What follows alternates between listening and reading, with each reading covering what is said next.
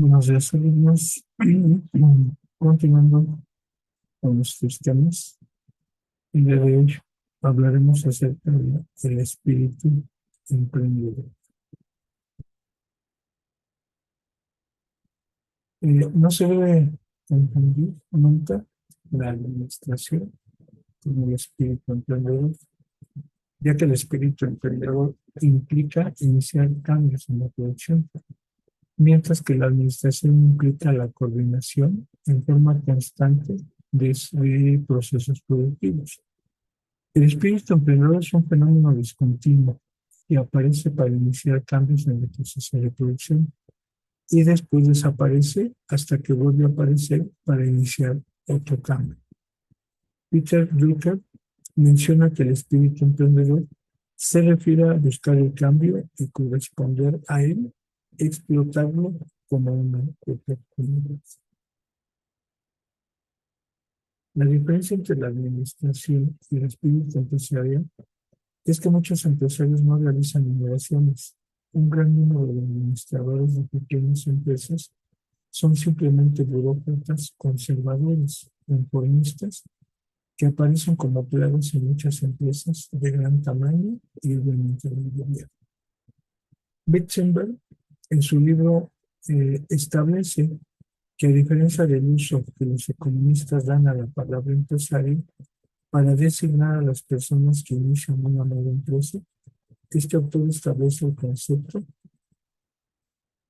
como una actividad empresarial de trabajo para iniciar el esfuerzo de los avisadores tendientes a mejorar el funcionamiento y logro de su empresa.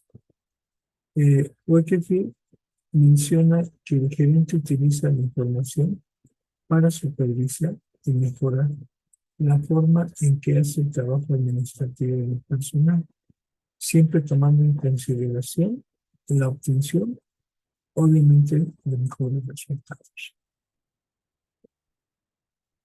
Hay cuatro factores claves, condiciones propicias del encuadre. La base de la política debe permitir las condiciones de encuadre adecuadas, es decir, las disposiciones legales en las que se desarrolla una actividad económica.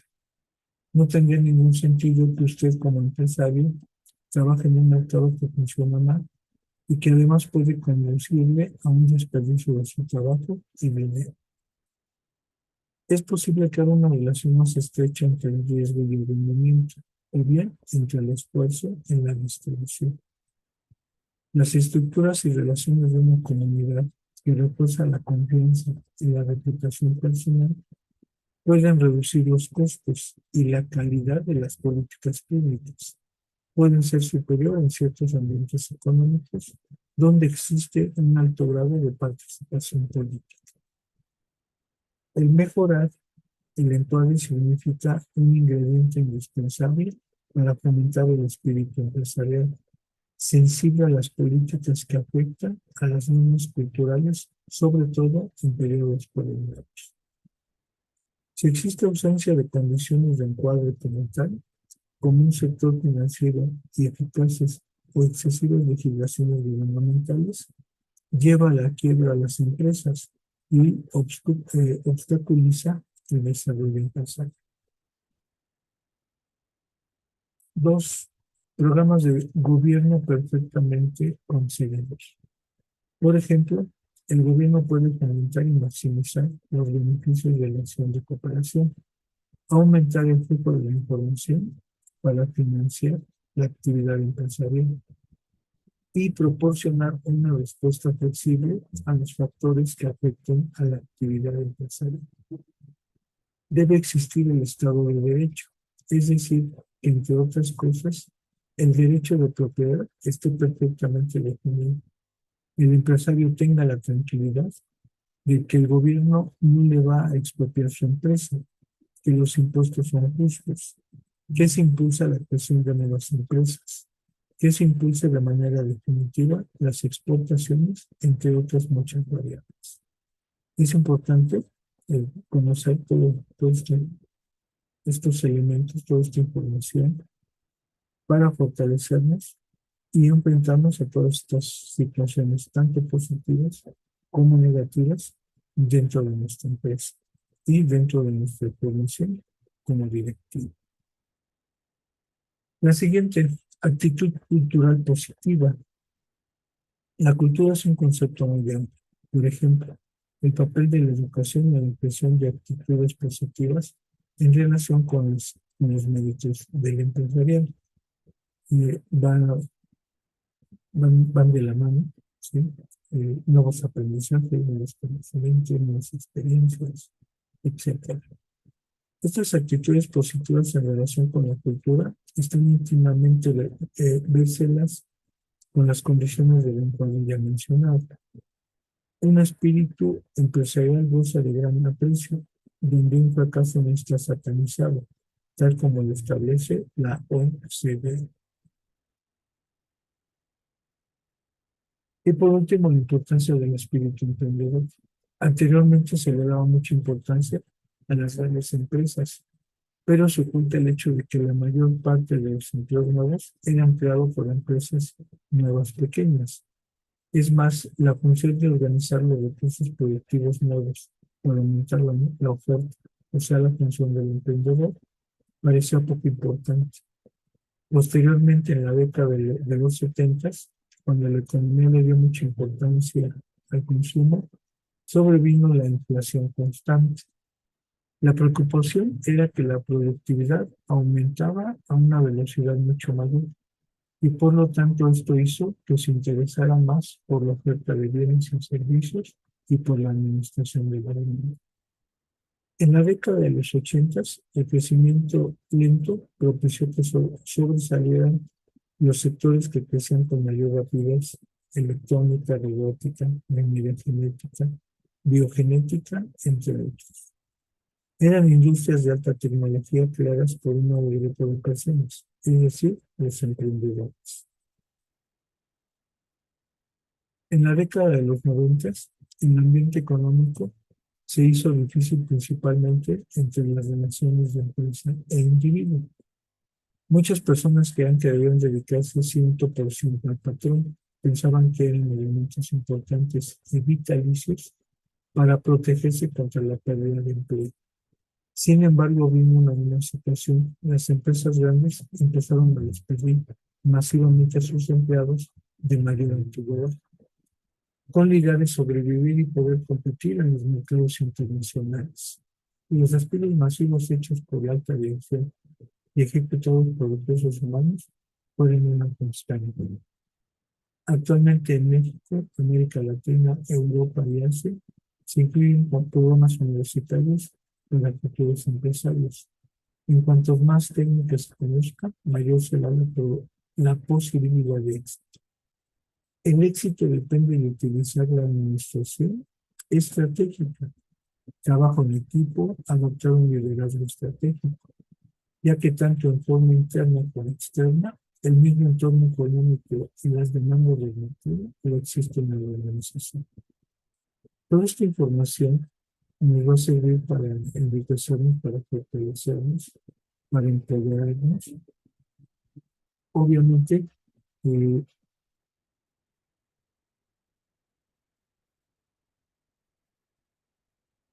nuestras empresas requieren también de una innovación y una actualización, ¿sí? Y hay mucha competitividad. Entonces debemos empezar a retomar muchos aspectos y tomar en cuenta esta información y todas las propuestas nuevas que se están generando. La importancia del empresariado. El mensaje de la OCDE es muy claro en materia de empleo. Se debe luchar contra las altas tasas de desempleo y mejorar la capacidad de adaptación a los cambios de las economías nacionales. Mientras en algunos países disfrutan de un buen nivel de empleo, otros muchos, especialmente en Europa, tienen altas tasas de desempleo. Hoy por hoy en España se niega la entrada de mexicanos por el temor de que se queden a trabajar. El espíritu empresarial debe seguir ciertas recomendaciones de generar, incrementar el dinamismo económico y mejorar las condiciones ambientales. El gobierno debe aplicar el espíritu empresarial atendiendo las necesidades de las empresas, ¿sí? Las altas, ¿sí? Las fuertes, las medianas y altas, y las medianas bajas. Y hay una problemática dentro de las pequeñas empresas que obviamente tienden a desaparecer o son absorbidas por empresas fuertes o medianas fuertes. Estrategia de la OCDE para el empleo.